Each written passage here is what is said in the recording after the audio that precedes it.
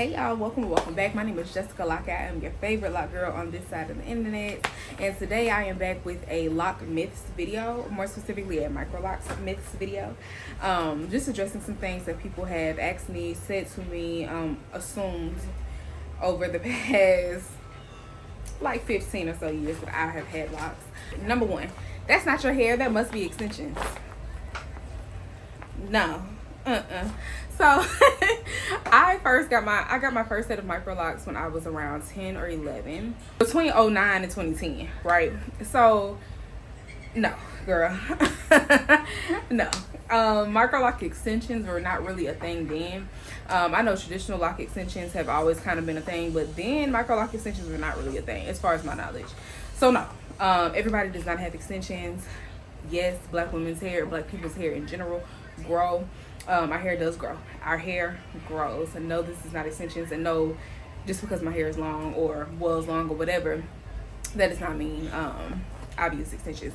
Now, these days, controversial conversation, but it's not like too off brand or like too out of the way to ask if someone has extensions, because it is so popular now. Even Microloc extensions are popular, of course. So it's not too far off now. But then, girl, I used to swear to God, this was my hair. I'm gonna show y'all pictures if I can. I'm gonna put pictures in of my first set of locks, and I had those from, again, the time I was like 10 or 11. And then I cut them off when I was 17. So yeah, this is my hair. All right, number two, you cannot wash your hair when you have locks. And I think this is kind of one of those things that goes for traditional locks and Microlocs. I don't understand why people have the assumption that you cannot wash the hair that grows out of your head the same way you would as when it grew out of your head loose. I don't understand. It's still growing out loose. My root's still loose, babe. What you mean? Why you think I can't wash it?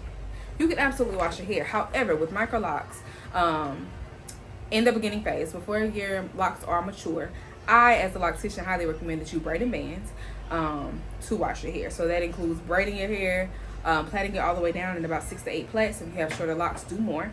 Shorter or more fine, do more.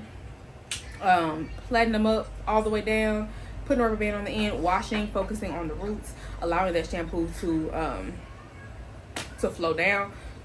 Allowing that shampoo to flow down, and then rinsing it out completely and drying your hair before you take the braids out.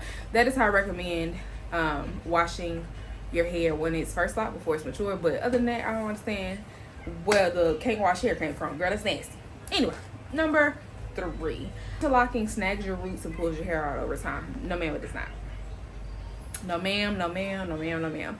Interlocking is a skill and a technique that needs to be mastered and practiced before you go playing in somebody's head.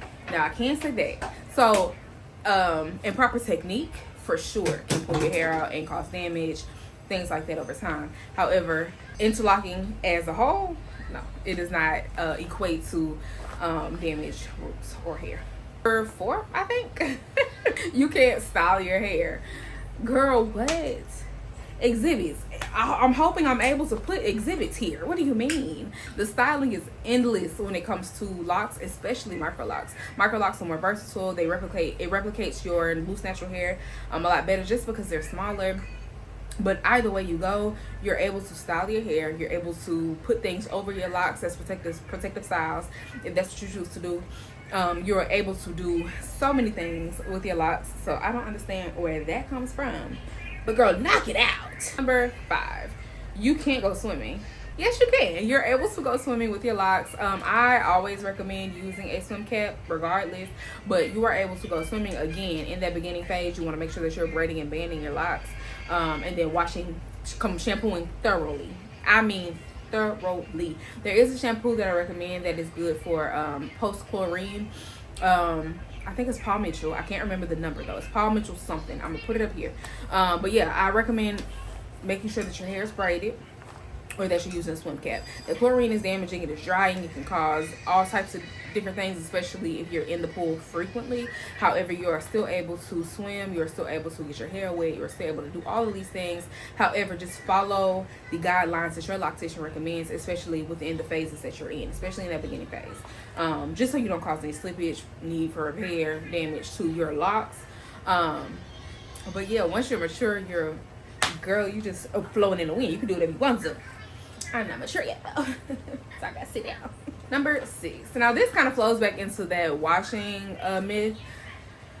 Now, people have a thing about locks holding odor. Comes from, again, not doing things thoroughly. Now, odor, that comes from not washing your hair frequently enough.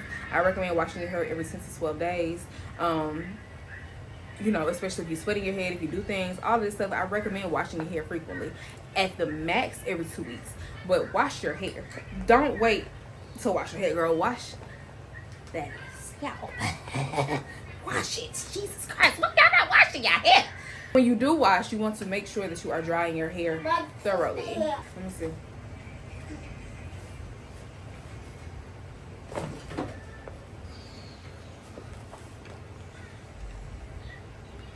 Let me dry your booty. Give me 10 more minutes.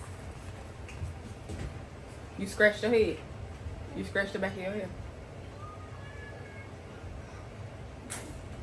Sit back over there for 10 minutes. Yeah. Sit down. I just love it. You love it? Mm-hmm. I love it too, Papa. This is a Microloc myth. It's very costly. Now, this is a half and half thing. It can be very costly if you decide to go to a loctician who values their time, values their work, does an amazing job, things like that, and charges their worth.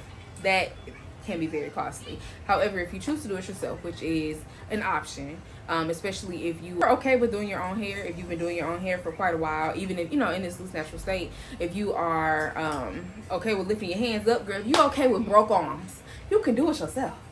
You can do it yourself. I am a loctician full time, and it took me 3 weeks to install this set of locks.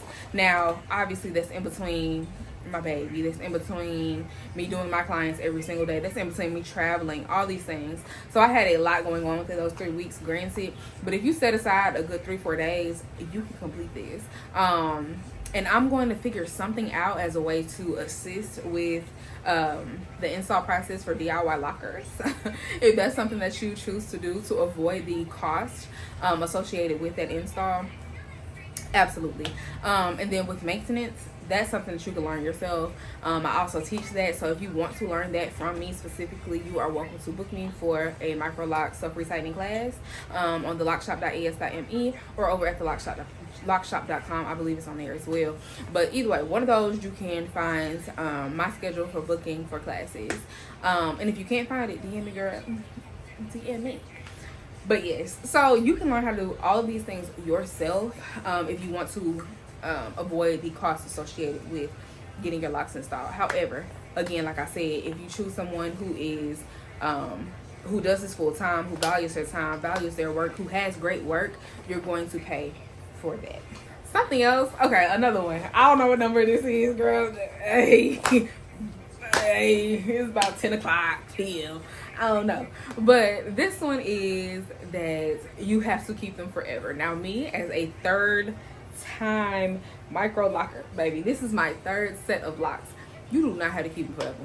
Now, the time commitment, the money, whatever you invest into these locks, you're probably gonna want to keep them forever, or at least for an extended amount of time. However, you do not have to. It is your hair, it is your decision. You know what I'm saying? Like, it's yours, so you don't have to do that. However, comb out process is very costly and time consuming. Costly and or time consuming. It's tedious. It hurts a little bit. Like, you know, the comb out is a thing.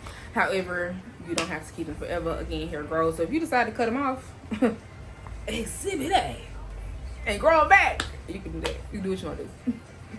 All right, and lastly, one that people mention all the time, this is more so they mention it so out of ignorance, just not knowing. People feel that with Microlocs, because they are so small, then that is inevitable for them to snap off and break. I don't feel like that's the truth.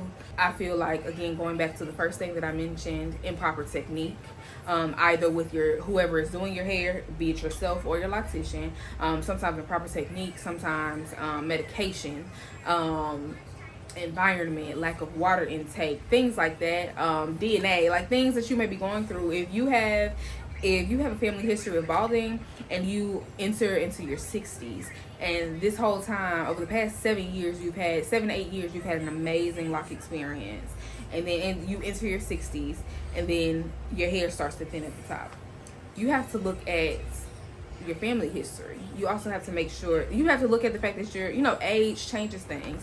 So as we grow older, our hair thins, things change. So take that into account, because I've seen many people in different lock groups and things like that begin to blame their loctician, a loctician that they might have had for years, for a situation or issue that occurred due to them aging or starting a new medication. So make sure that you're taking into account all these things. Make sure that you're drinking enough water, eating good foods, nourishing your body, so that your body can nourish your hair. I probably should have written some things down, but as for right now, that is all I have off the top of the dome. If you have any more myths, list them down below so that I can debunk them or either confirm them, maybe, and let you know what my thoughts are, what my take is about it, as someone who has had microlocs for about 15 years. Yeah, y'all, so I hope this video was helpful. I hope you found it entertaining at the least. But yeah, I hope it was helpful and educational. Please leave comments below. Please like, comment, and subscribe, and let me know what else you would like to see from me in the future. Until next time, girl, bye.